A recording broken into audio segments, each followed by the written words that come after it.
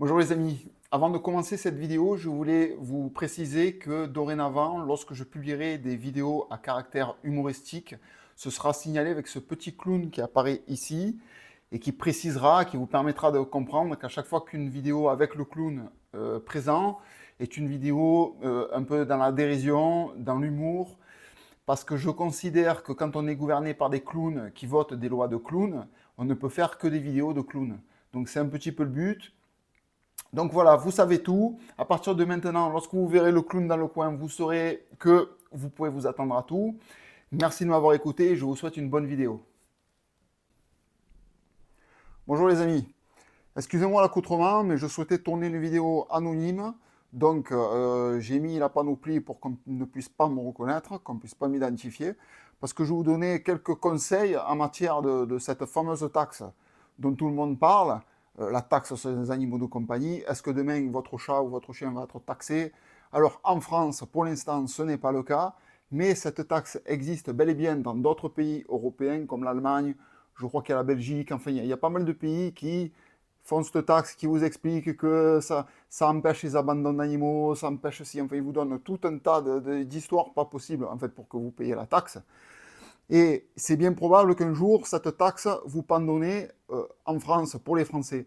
Donc moi j'ai anticipé, je me suis dit elle va nous tomber sur le pif un jour ou l'autre.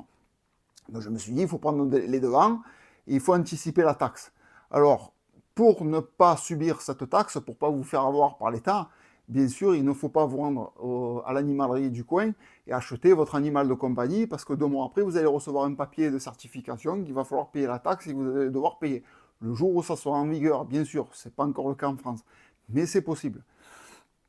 Donc, quand vous anticipez, vous vous équipez d'un animal hors circuit et cet animal, vous lancez dans la reproduction.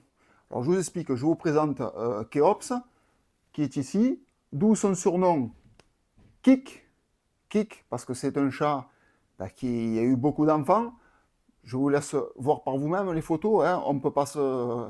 C'est pas le facteur, hein. On sait très bien qui est le père. Hein. Il a à chaque fois la marque, là, il laisse les traces de ce qu'il fait. Donc Kik, il a 50 enfants et sans doute au jour d'aujourd'hui, il doit avoir au moins dans les 200 petits-enfants. Donc tout ça, ça fait beaucoup de chats. Là, je vous parle de chats, mais c'est la même chose pour les chiens. Hein. Tout ça, ça fait beaucoup de chats. Et ces chats, il fait des petits. Vous en adoptez un, vous le gardez chez vous, vous déclarez rien, vous parlez de rien. Le chat, il passe à ouf, il n'y a aucun problème. Donc vous ne paierez pas de taxes, vous ne paierez pas quoi que ce soit. Même si demain les taxes sont en vigueur en France. L'idée c'est ça. C'est que même si demain la taxation existe en France, vous passez à travers les filets et vous ne paierez jamais aucune taxe. Après, bon, maintenant, eh ben, Kik, il a maintenant 10 ans, il commence à trager, maintenant il est en repos, donc on va dire qu'il est à la retraite, mais j'ai tout prévu. Il y a Kichik. Alors Kichik, c'est son fils. Je vous le montre. Voilà, il est en plein entraînement, il va prendre la relève de son père, et ben, c'est lui qui va remplacer les futures naissances du papa, qui maintenant il est à la retraite, et c'est Kichik qui va s'occuper de reproduction, et grâce à Kichik, les gens pourront adopter dans leur foyer des nouveaux chatons, sans déclarer quoi que ce soit, sans payer aucune taxe, et on leur met bien profond. Voilà, c'était mon message du jour, et je vous remercie à tous de m'avoir écouté.